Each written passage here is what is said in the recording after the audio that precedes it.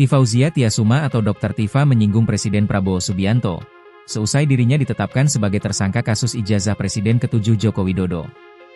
Dr. Tifa kini berharap ada keadilan yang ditegakkan oleh Jokowi atas kasus yang menjeratnya.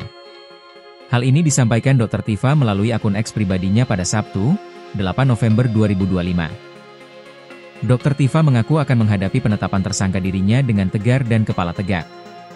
Saya akan menghadapi semua ini dengan tegar dan kepala tegak.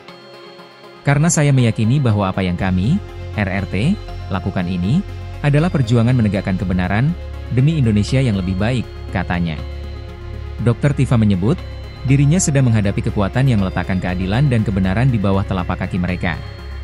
Kami sadar akan berhadapan dengan kekuatan yang boleh jadi meletakkan keadilan dan kebenaran di bawah telapak kaki mereka.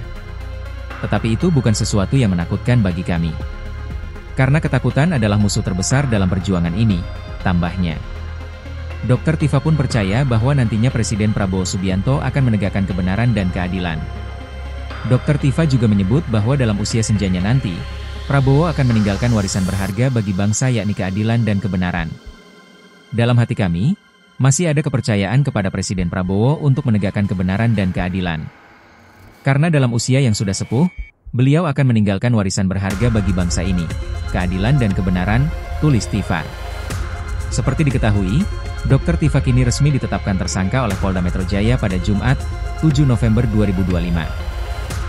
Ia masuk klaster kedua bersama Rai Suryo dan Rismon Sianipar.